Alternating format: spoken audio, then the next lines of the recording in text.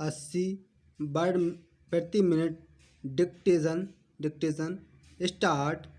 उपाध्यक्ष जी, इस सदन के सामने विदेश मंत्री जी ने जो यह संविधान संशोधन विधेयक प्रस्तुत किया है, इसका मैं हृदय से समर्थन करता हूँ।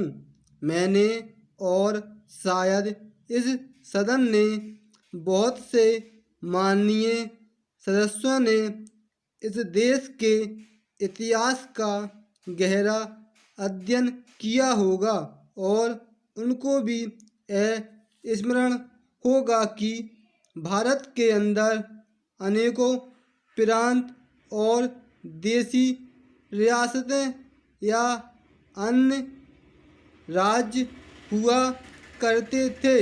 हमें स्मरण है कि उन्हीं में से सिक्किम भी एक है, जो हमारे देश का उसी प्रकार का राज्य है जैसे अन्य राज्य हैं, लेकिन इतिहास इस बात का साक्षी है कि जो हमारे देश का एक अंग था, जिसकी लगभग 1 लाख जनता ने हमारे साथ मिलने की इच्छा प्रकट की थी, उसको पिछले 27 सालों में उन मौलिक अधिकारों का प्रयोग करने का अवसर नहीं मिला, जिनका अधिकार उनको 1947 के बाद और विशेष रूप से 1952 के बाद, जब हमारा देश गणराज्य बना था, मिलना चाहिए था। आज इतने सालों के बाद फिर हमारे देश के इतिहास में ऐसा निर्णय करने का अवसर आया है जो कभी भुलाया नहीं जा सकता। पैराग्राफ। महोदय, मुझे इस बात की प्रशंसा है कि सिक्किम की जनता, जो पिछले कई सालों से अपने अधिकार से वंचित रही, उसके लिए आंदोलन करती रही और भारत के साथ, भारत की जनता के साथ अपने को मिलाने की चेष्टा करती रही। उसकी इस मांग की तरफ भारत सरकार का ध्यान गया और भारत सरकार ने, हमारी प्रधानमंत्री ने उनकी जनता की इच्छाओं का समादर किया।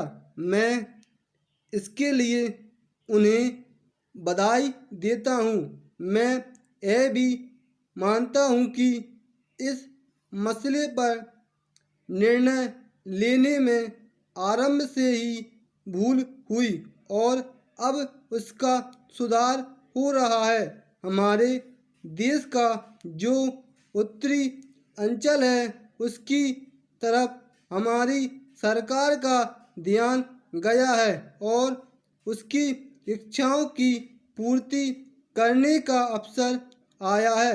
मैं समझता हूँ कि इस कदम का न केवल इस सदन के सदस्य बल्कि सारे देश की जनता हृदय से स्वागत करती है।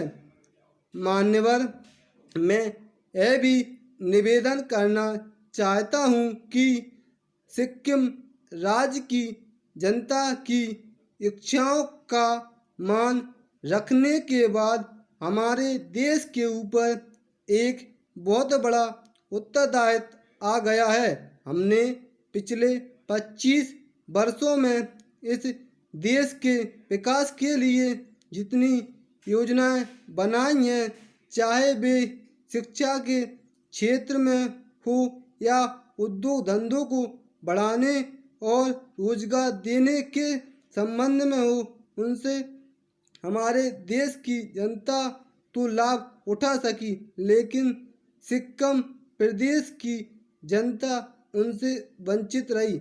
अब वह समय आ गया है जब हम अपनी योजनाएं बनाते समय सिक्किम का विशेष ध्यान रखें। पैरा, इस अवसर पर मैं यह भी स्पष्ट करना चाहता हूँ कि सिक्किम के राजा की जो भी नीति हमारे प्रति रही हो, उसकी ओर हमें विशेष ध्यान देने की आवश्यकता है। इस महान देश में बहुत से लोग गलतियां करते हैं, लेकिन मैं समझता हूँ कि उनको सही रास्ते पर आने का अवसर देना चाहिए। स्टॉप।